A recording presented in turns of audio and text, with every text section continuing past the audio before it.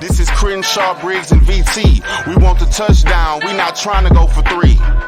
And it's best if you get up out the street, cause them bulls out the pen and they about to stampede. Have you been watching this drama of Steven Nelson unfold? I saw. Now, go ahead. He has a point. You gotta be a real fucking psycho to wear a vest in April, May, June, July, August, and most of September, right? So I saw it.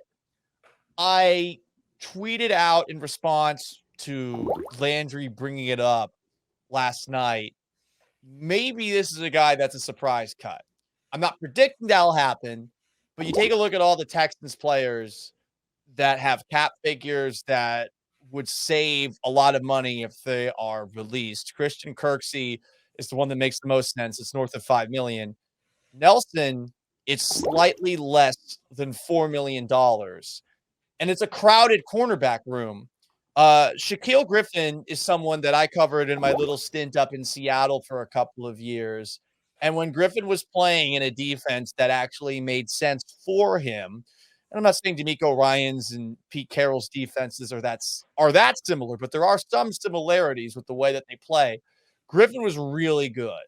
Like Pro Bowl adjacent, maybe not quite there, like Pro Bowl alternate we're talking about in that situation.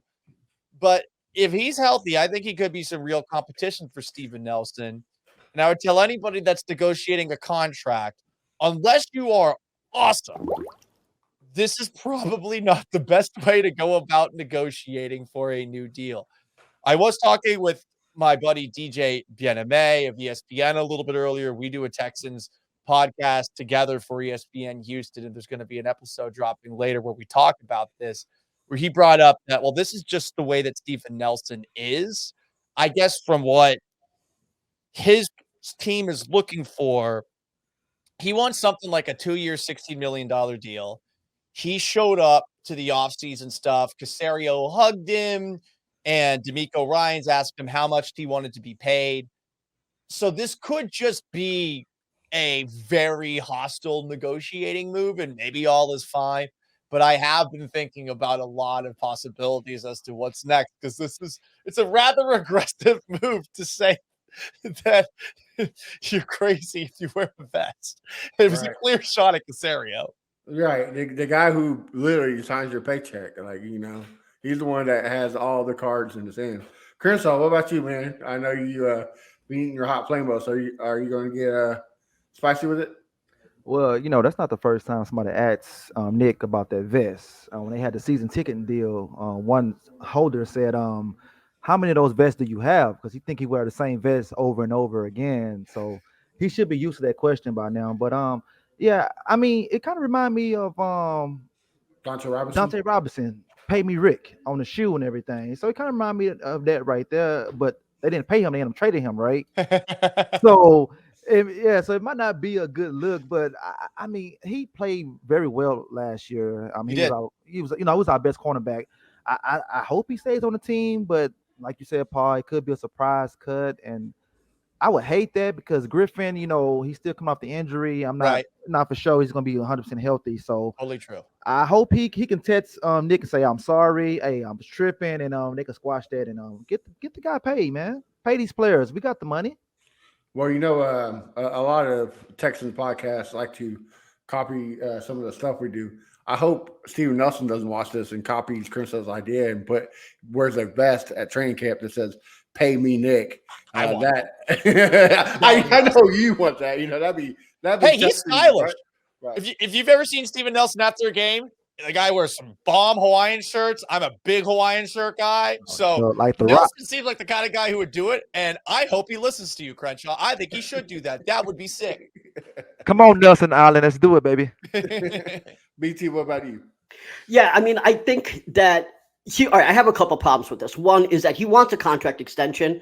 But the thing is, if he wanted to get paid on his second year, he could have said, hey, just give me a 1-year deal. Give me a prove-it deal. I can prove myself, and I'll get a better deal the second year. No, him and his agent decided to get a 2-year deal.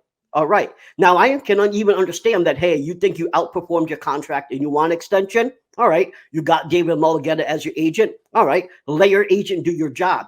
Calling out the general manager, saying you can't trust a motherfucker that wears a vest every day, ain't gonna get this shit done. And then on top of that, this is the only thing that people are necessarily talking about. But if you looked at his tweets the whole night, he looked like he was taking shots at everyone.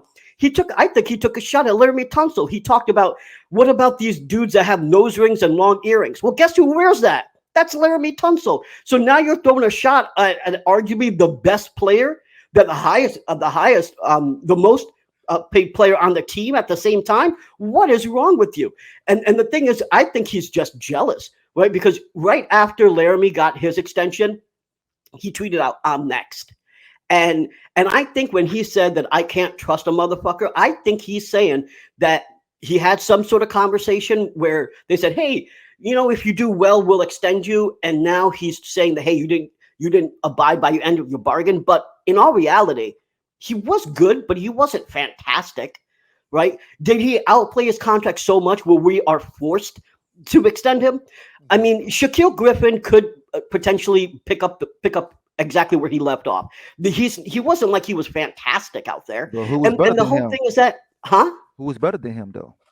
I mean, just because we didn't have better players at the time doesn't mean that's why we should keep him. Who is better than Christian Kurski? Should we keep him? I mean, that doesn't say much. Last year our squad was shit.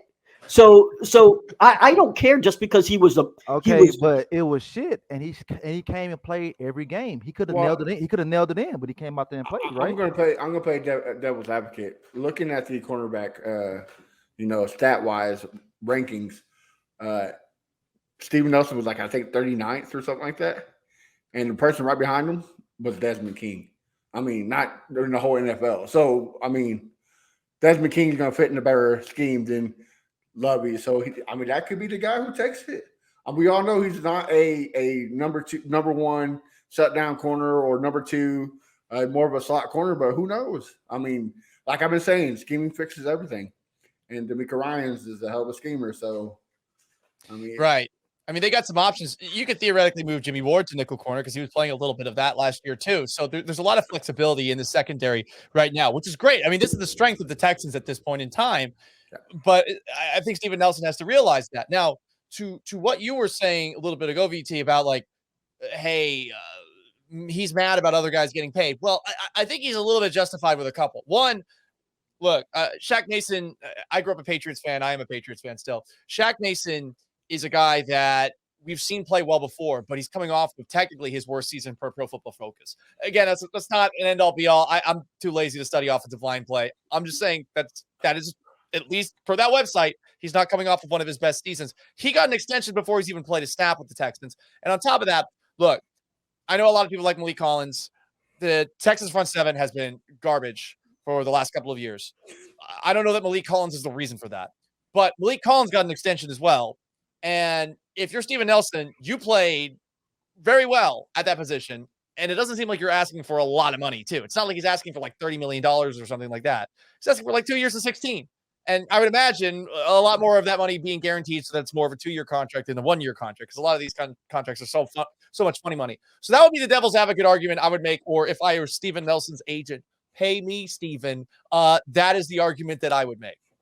Hey, not bad at all, right? So, anything else, BT, before we? Yeah, I'll just say one thing. And all right, so you want to get more money, like I said, that's fine. But the thing is, there are multiple ways to go about it. Now, what this tells me is that his agent, which is David Mulligetta, is not getting the extension, right? Because if you're getting success, if you're on your way to being successful in negotiation, you wouldn't call out the general manager. You wouldn't call out our star left tackle. You wouldn't be talking about other players. It was all night long. The other tweet, I swear to God, he must have had the whole bottle of whiskey last night. He was talking about Ryan Mallett saying, you guys think I'm playing out here? Like, why are you quote tweeting the death of Ryan Mallett when you're talking about your extension? I mean, the dude just seemed off the wall. In my opinion, this is classic vampire. You know what DeMeco Ryan said, right? Guys that steal your energy, he's a vampire. Yeah, he's an energy vampire. I think that if they don't smooth this over the next couple of days, he might be out of there on the trade block, getting a 6-round pick or something for him, and be out of here. We are not in a position to take locker room cancers. We're hanging on by a thread. We're going to go through our 4th consecutive losing season. I think we all need to be honest with where the Texans are. And I think that, yeah, we can win 7 games, but we're still going to be under 500. Do we want a locker room cancer that's going to be bitching and moaning because he didn't get an extension and that we're not having a winning season? Fuck that, man. No. Get the hell off my squad. Maybe he was hacked. You know, a lot of people used to blame bad tweets on Ambien not too long ago. So could have been an Ambien tweet, huh? That's what I'd use. It's my excuse. Again, Steven Nelson, pay me. You not really in touch if you not tuning in. This is Crenshaw, Briggs, and VT. We want the touchdown. We not trying to go for 3. And it's best if you get up out the street, cause them bulls out the pen and they about to stampede.